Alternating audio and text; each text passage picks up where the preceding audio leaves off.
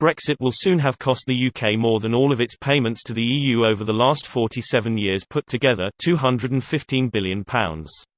Here's a summary of the article. Brexit is likely to have cost the UK more than £200 billion in lost economic growth by the end of this year, a figure that almost eclipses the total amount the UK has paid toward the European Union budget over the past 47 years.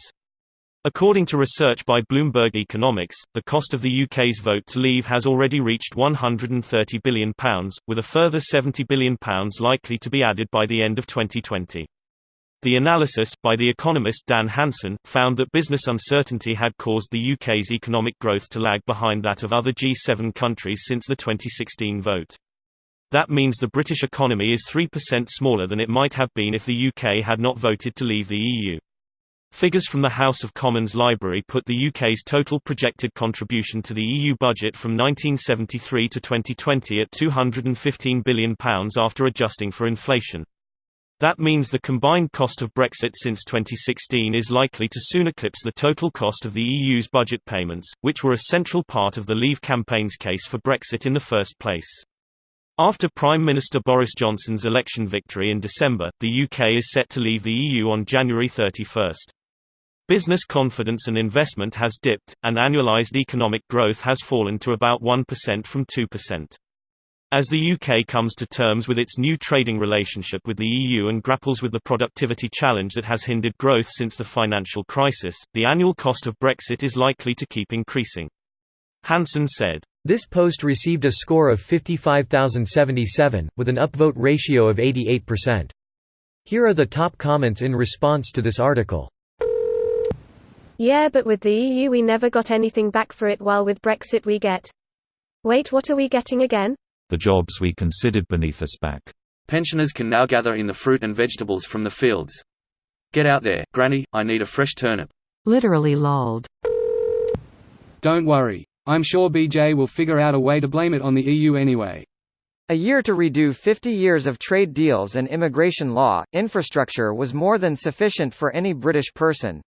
The draconian hog lords of the European Union are to blame for not accepting our outrageously short-sighted and self-serving proposals. Bojo, the less than magical ape.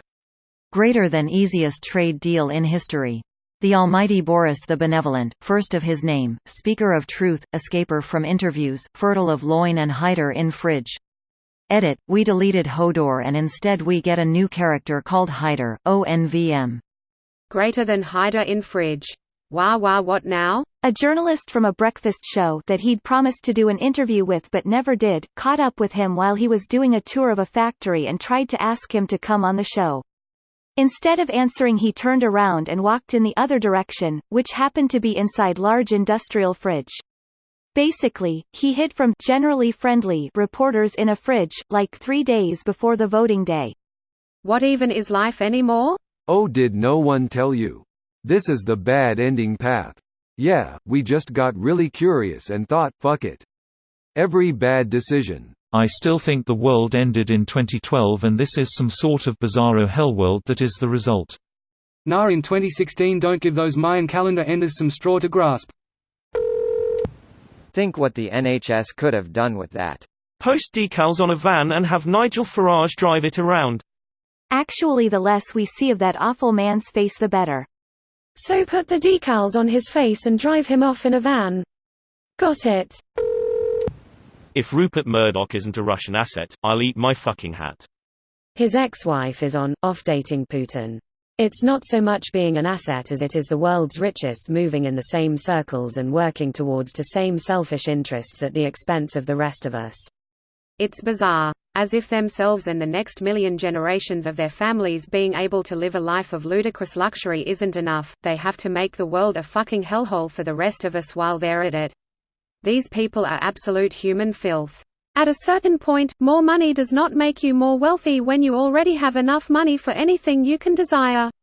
Making everyone else poor is the real trick, and that is exactly what the elite have been up to. This video was automatically created by Reddit to speech. The article and comments in this video were selected from Reddit according to their upvotes, and any paraphrasing was performed by smmry.com, without any human intervention.